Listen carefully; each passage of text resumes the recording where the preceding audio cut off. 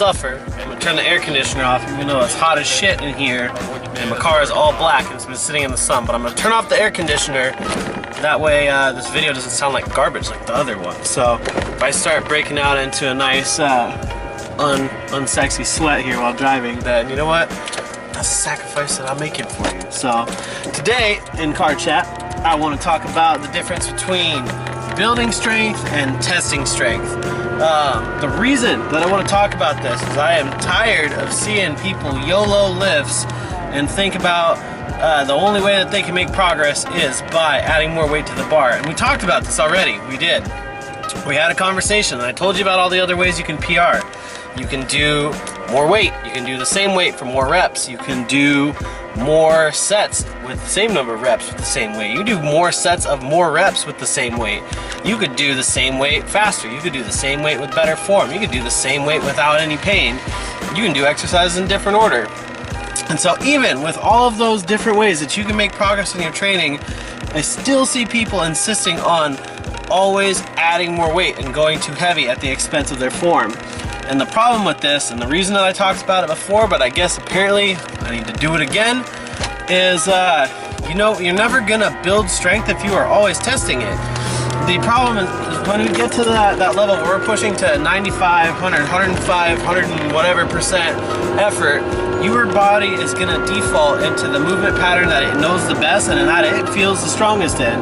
And I don't know if you notice this, but the people that YOLO their lifts have shitty form. So that means that when they push to those higher percentages, you can't focus on your positioning, you can't focus on your technique. Your body's gonna default to whatever pattern is most well ingrained into your nervous system, and that's gonna be the shitty one.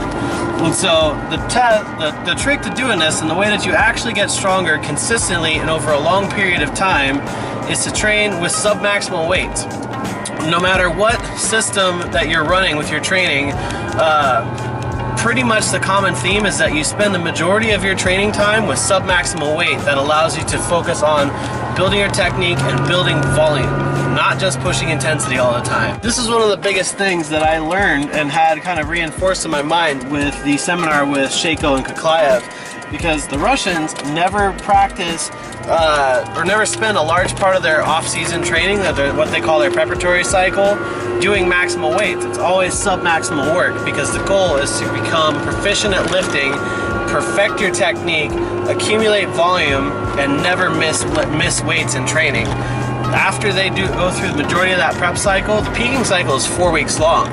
You have, you know, a time where we hit 85%, we have 1 week where we max out, and that's a couple weeks before competition, and then it's right back to sub-maximal weight again. And so you're taking that opportunity to build upon that base of work that you created with all of that volume and all of that good quality repetition work. You're peaking it for a short period of time, and your goal is to perform your best when it actually counts, which is at competition, not in the gym. How we build volume is by using weights that allow us to focus on technique and perform lots and lots of repetitions, more and more and more practice. That's going to build your work capacity, it's going to build your ability to recover from a high amount of workload, and over time, once you get into a position where we're trying to peak that newfound work capacity for a meet, it's like building a pyramid. If we have a big wide base to our pyramid from a lot of work capacity and a lot of volume, we can peak that taller than if we have sets of 3 performed with shitty form. There's not a whole lot of places you can build off of that kind of a training mentality. And to make things worse, when you constantly lift slow or grind out weights, you're training your nervous system to be slow and to miss or grind weights. If you hit that same part and that same range of motion and you're always going so heavy that you struggle and you get stuck at the same part of the lift, your body's going to encode that pattern to where I always get stuck here and I'm slow at this part of the lift, or I miss lifts. And so you're literally practicing failing at lifting weights, or at the very least practicing at sucking at lifting weights, and you never actually learn to push past those sticking points or train your nervous system to not have sticking points. And so our goal when we're building strength should always be to accumulate lots and lots of perfect reps.